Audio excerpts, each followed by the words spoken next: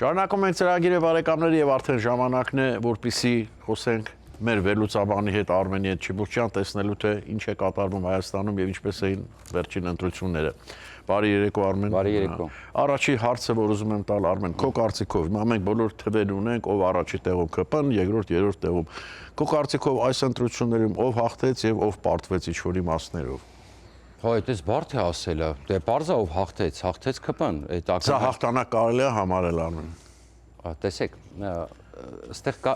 բան, մի օբյեկտիվ վերլուծենք, ԿՊ-ն հաղթեց, բայց դիրքերը թուլացան։ Ցավոք սրտի, որովհետև այն ռեֆորմները, որ պիտի արվեր շուտ ուշացավ, այն մարդիկ որ պատժվեն եւ այսօր չմասնակցեին ընտրությունների ընդհանրապես, այսօր հառնում են տենց այվ արտաքին հովանավորների օգնությամբ տեսակ ինչ տեղի ունեցավ, ես չէ որ պիտի ձեզ ասեմ, բոլորս էլ ականատես եղանք ինչ տեղի ունեցավ։ Դրա համար ես անընդհատ պայքարում եմ այդ թեմայով, որ չի կարելի մարդկանց դրապես թողնել ընտրության, չի կարելի թողնել ընտրության, չի կարելի սրանց գովազդան դրապես, դա սրանց այդ բանավեճի մեջ չի կարելի մտնել, որտեղ սրանք դրանից մենակ PR-վում են եւ այլ այսպես շարունակ։ Իսկ հիմա ինչ ունենք։ Եկեք փաստերով նայենք, ոչ թե որ մենք կարծիքը հայտնենք, այլ եկեք փաստերով նայենք։ Փաստերով ինչ։ Հիմա եթե հանկարծ Գագիկ Ծառուկյանն էլ ասնի խորհրդարան։ Դե հիմա ինչ որ թվեր են ասում իրանք իրանցից չգիտեմ 0.004 ինչ որ 60 ձայն է պակասում, այսպես ասեմ ձեզ։ Մոտ 60 ձայն է պակասում, ըստ իրենց իրանք 120 ձայն արդեն հայտնաբերել են, ըստ իրենց։ Հիմա վերահաշվար կա գնում։ Դենց վստահ են ասում էլի, այն Սպուտնիկի աշխատողներ ասում, չէ՞։ Հա, բայց իրենք բան ունեն, որ կարող են իրենք ճշգրիտ թիմ ունենալ, որտեղ մենակ հանձնաժողովն է, չէ՞ որ հաշվում է բանը անում է դա։ Դե ասեմ ձեզ, ամեն մարդ չի կարող գնա հաշվի ասի ինչքան ավել, ինչքան։ Ասեմ ձեզ իրանք ինչ են ասում։ Իրանք ասում են, որ կայքում իրանք տեսել են, որ օրինակ էս ինչ ընտրատեղամասում գրված է 1 ձայն, բայց իրանք ներկայացուցիչը այդ նույն ընտրատեղամասից տվել է, որ 77 ձայն են ունեցել այդ ընտրատեղամասում։ Դա թող իրենք բարձեն են, հիմա մենք չենք կարող այստեղ։ Բայց մեր խնդիրն է հասկանալ, եթե իրանք անցնում են խորհրդարան, այդ դեպքում ԿՊ-ն կորցրեց այս անգամ սահմանադրական մեծամասնությունը։ Իրոք Արմեն, արդեն կորցրեց, թե եթե բանը չանցնի, Ծառուկյանը։ Չէ, այստեղ երկու մեծամասնություն կա, եկեք հստակ արձանագրենք։ Սահմանադրական մեծամասնություն եւ 3/5, դա 2/3-ն է, որի համար ԿՊ-ին պետք է 70-71 ձայն մոտարապես։ Դա արդեն չի անհասանելի։ Դա անհասանելի է, ինքը արդեն 64 ունի այս պահի դրությամբ։ Կա երկրորդ մեծամասնությունը, հա, սահմանադրական մեծամասնության պարագայում հանրակրվեներ դնելը, ասենք օրինակ։ Մենք այդ ասեցինք արդեն։ Այո, օրինակ սահմանադրական հանրակրվե, ինչը դուք հասկանում եք արդեն քաղաքական ինչ հետևանքներ է ունենալու։ Երկրորդը 3/5-ն է։ 3/5-ի դեպքում գլխավոր դատախազը, նախագահ, դատավորներ եւ այլն կարևորագույն պաշտոնյաներ։ Իսկ եթե ԲՀԿ-ն չանցավ, ինքը այդ ստանում է այդ երկրորդի։ Եթե ԲՀԿ-ն չանցավ, 3/5-ը ստանում է եւ կախվածությունը Սամվել Կարապետյանից ու Ռոբերտ Քոչարյանից կպակասի։ Վատը ինչն է, տեսեք, ինչքան էլ Նիկոլ Փաշինյանը հիմա խոսում է, ջախջախված են եւ այլն, ունենք հետեւյալ փաստը։ Հիմա տեսեք, օրինակ, եկեք մի բան հասկանանք, Ադրբեջանի գիտեք, Փաշինյանը հասկանում է, որ որպեսզի Ադրբեջանին օրինակի համար զրկի որևէ այլ պատճառաբանությունից ենթադրենք, ըստ իրենք ինչ են հասկացնում, ԿՊ-ն հասկացնում է, որ եկեք մենք մեր կողմից ասենք Ալիևը ասել չի ասել էական չի, եկեք մեր կողմից մենք սահմանադրության հռչակագրից հանենք Ղարաբաղի մասին հատվածը եւ Ալիևը չի ունենա հիմք այլևս չստորագրելու խաղաղության պայմանագիր։ Okay։ Հիմա ենթադրենք Փաշինյանի համար գիտեք, դա կարևորագույն հարց է, կարևորական, այսինքն հիմնական օրակարգն է եւ խաղաղությունը։ Հիմա պատկերացրեք 6 ձայնապակասում, որ ինքը սահմանադրական հանրակրվեն դնի բարեփոխումների։ Հələ ես չեմ խոսում, որ այդ սահմանադրությունը ինչքան էլ պնդում են, ասենք, որ միայն այդ Ալիևի պահանջով է եւ այլն, իրականում այդ սահմանադրության մեջ պետք է այնպիսի բաներ փոխվեն, որ Հայաստանին Եվրոպայի մերձեցման հարցում խորհրդային բարեփոխումներ երկիրը կարողանա արվի։ Դա մենակ այդ հարցը չի է, այդ նոր սահմանադրություն, այս հին սահմանադրությունը, ոչ մենակ Սերժի գրած սահմանադրությունն է։ Իր վրայով կարած։ Իհարկե, եւ պետք է այստեղ լուրջ փոփոխություն, այսինքն խորհրդային բարեփոխումներ, դատական համակարգի բարեփոխումներ, օրինակ երթվյալ ատենակալների Սիստեմը զումացան, ինչը ես ողջունում եմ, եթե կարողանային դա անել։ Արմեն, իդեպ ես տարիներ առաջ հենց այդ թեմայով արդարադատության նախարարներ Հայաստանի այստեղ հանդիպեցին կոնսուլատում, ինչ որ առիթերը արդեն չեմ հիշում, խոսում ենք, ասեցի, երբ Հայաստանում է լինելու այդ ջուրիի սիստեմը, գիտես ինչ պատասխանեց, ասեց մենք փորձել ենք դա արդեն։ Բայց ասում է Հայաստան այնքան բնակչությամբ քիչ է, մեկը հարևանն է, մեկը մեկի բարեկամն է, ասում է, որ այդ սիստեմը ասում է չի աշխատում, ասում է այդ բաներից ժյուրի անդամներից ոնց ես չեմ հավատում դրան։ Չգիտեմ, ես ասում եմ ինչ որ դե եկեք ես մի բան հասկանանք։ Հիմա տեսեք, այստեղ որ ընտրվում է, այդ սա հաշվի առնում, չէ։ Լավ, ասենք լավ ոնց կարող մի հոգու սաղ բարեկամը լինեն, չէ։ Բնականաբար այստեղ ես մի բան ասեմ, ուրեմն կարող է մի քիչ գյուղական համայնքներում մի քիչ ավելի բարդ լինի, փոքրիկ համայնքներում, բայց դա կարելի է մի փոքր զեբ լուծել։ Հարցը դա բան չի։ Տեսեք, երբ որ դու ընտրվում ես, դու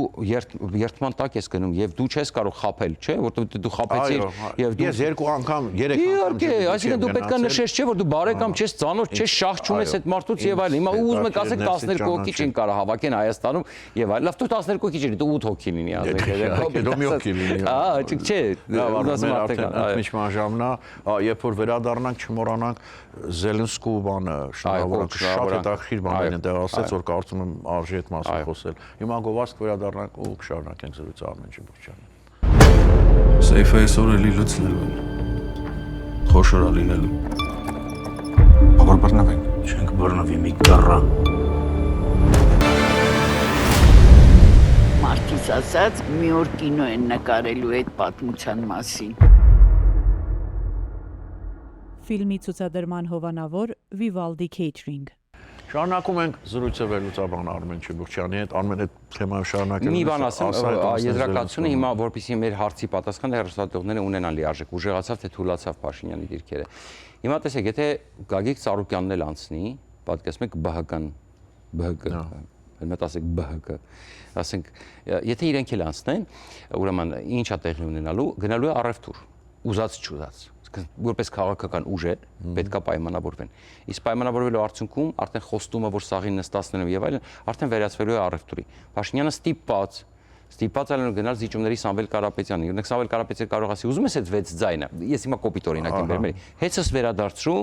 ես այդ 6 ձայնը գտամ, որ դու Ադրբեջանի խաղաղություն հաստատես։ Դուք հասկանում եք, մենք կանգնեցինք շատ վտանգավոր իրավիճակի համար։ Արմեն կներես էլ հենց այդ է ուզում եմ ես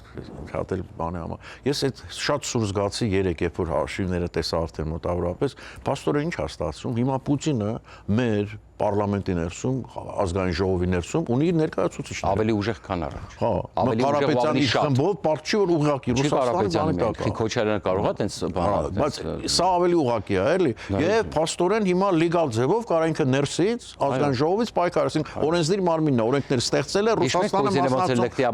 մասնակցում։ Կարելի է չի ասել Ռուսաստանի մասնակցի Հայաստանում օրենսդիր այդ բանին։ Մասնակցում է, այո։ Հիշում եք չէ՞ լեկտիաբարին չէր ասում, մեր շուտ հանրակրվե անցկացրեք։ Շուտ հանրակրվե անցկացրեք։ Հիմա հանրակրվեն իրանից է կախված։ Հիմա անգամ եթե Փաշինյանն ասի ուզում ենք Եվրամիություն գնանք, դիմենք թեկնածու որպես չի կարող անցկացնել հանրակրվե առանց Պուտինի թույլտվության։ Որտեվ ինքը այդքան ձայն ունի։ Ինքը այդքան ձայն ունի։ Ես սա խնդրեմ է եւ գիտեք ես ընդհանրապես ինձ մի շատ ես ահա որ մենք ես հələ շատ ենք վերլուծելու շատ հանգամանքներ կա մենք տեսնում ենք որ Եվրոպայից աջակցություն կա հիմա փորձում են հասկանալ կարան հիմա դրսի պայքար սկսել թե չէ տեսեք Քոչարյանը ասում է չեմ ճանաչել վիճարկելու եմ արդյունքները բոլորն էլ ասեցին հերթով որ չեն սա շոշափումը հավատացեք սա դրսի որտեղ իրանք շատ լավ հասկանում են արևմուտքը Փաշինյանին շնորհավորումը աչքը փակելու է բոլորեն խախտումների բանի վրա որ եղել են ընթացքում ինչ-որ բողոք են եւ այլն այսպես շարունակ հա բոլորը շնորհավորում են շնորհավորելու են անգամ Տուսկը հետարքիր բան ասեց process-ը Հայաստանի ոնց որ Ռուսաստանից փոկելու շարունակվում է ընթացքի մեջ է այսինքն չավարտվեց սրանով այլ իրականում բարթացավ երեխան կարա մտածի ասենց կավարտվի հիմա Մարտակոս ասից անմիջապես գալիս եմ Հայաստան տեսեք իրականությունը հետեւյալն է որ հիմա Փաշինյանը պետք է շատ ավելի կտրուկ քայլերի գնա որովհետև իր մոտ հիմա լինելու է տուպիկային իրավիճակ մի կողմից որպեսզի կարողանա պաշտպանվի Պուտինից չպետք է գնա զիջումների սրանց որովհետև եթե գնաց զիջումների սրանց թուլանալու է իր դիրքերը ներսում եւ այդ պարագայում չի կարողանալու անի այն բարեփոխումներ, որտեղ չի ունենալու այդ վստահությունը Եվրոպայի կողմից, չի կարողանալու այդ փոխհատուցումները կամ այն զարգացումը ապահովի երկրի, հատկապես որ տեսնում եք համանդրության փոփոխությունը չանելու դեպքում էլ շատ խորքային բարեփոխումները նույն դատական համակարգի կարող ամենան թղթի վրա։ Արմեն շատ քիչ մեր ժամանակ մնաց, այո, շատ կարևոր մի բան այստեղ արձանագրենք, որ ըստ էության այդ առևտուրը ցավոք սրտի պետք է հնարավորինս հասկանալ թե ինչպես կարելի է խուսափել դրանից եւ մի կողմից էլ հիմա Ալիևը սկսելու է Ռուսաստանի հետ մերձենալ որովհետև իր համար շանս է բացվում։ Ինքը ունի ուժեր, որոնք կարող են նորից կոնֆլիկտը սրել։ Իհարկե, դուք հիմա կնկատեք, հեսա ուշադրություն դարձեք, ամիսների ընթացքում դուք կտեսնեք ոնց է Ալիևը սկսում Պուտինի հետ նորից խաղեր տալ, որտեղ Իրան թրիպը ձեռ չի տալիս, ինքը հիմա լավ տարբերակի հոտ է առել։ Զելենսկու կոչի մեջ հետարքիր մի բան կար, այնտեղ ասեց հիմա ժամանակն է, որ Եվրոպան ցույց տա, որ իսկապես բարեկամա եւ ասեց Եվրոպան հիմա քննություն անցնելու ասեց։ Դες հետո ոչ թե Հայաստան, այլ Եվրոպան, որտեղ պահն է եկել արդեն օգնելու, որ դա միայն խոսք չմնա, չէ, որ հետո ամբողջ աշխարհի համար, դες այդքան քաղցր խոսքեր, որ մենք ենք լսում Եվրոմիության տարբեր պաշտոնյաներից, այսինքն ուզում ասել հիմա ժամանակն է դա ֆիզիկական օգնության վերածելու։ Եվ դրա հետ համաձայնել շատ։ Սա Ելեն Զելենսկուի երրորդ կոչն է, երրորդ։ Վերջին 10-15 օրվա ընթացքում, սա Ելենսկու 10 օրվա ընթացքում Զելենսկու երրորդ կոչն է Եվրոպային։ Այսինքն, բայց եկեք ընդունենք մի բան շատ կարևոր, որ Զելենսկին նախ Զելենսկին համագործակցության կոչ արեց Հայաստանին, նկատեցիք երևի։ Ազգային ժողովի նախագահ Ստեփանչուկը զանգեց Սիմոնյանին շնորհավորեց եւ էլի համագործակցության կոչ արեց, մենք պետք է օգտվենք, շատ կարեւոր եւ Զելենսկին նաեւ սա ոչ միայն իրականում ինքը կոչ անելով Եվրոպայում, նաեւ ինքը տրամադրեց հիմա ստեղծեց իրավիճակ, որտեղ Փաշինյանին նաեւ հրավիրեց, այսինքն հասկանում եք ինքը Հայաստանի պաշտպանի դերում կանգնեց եւ բայց եկեք մի բան հասկանանք, Եվրոպան էլ ըստ էության չի հապաղում։ Նկատեք, որ երբեք Եվրոպան այսքան արագ չի գործել։ Եկեք ընդունենք, որ Եվրոպան բյուրոկրատական կաշուկներ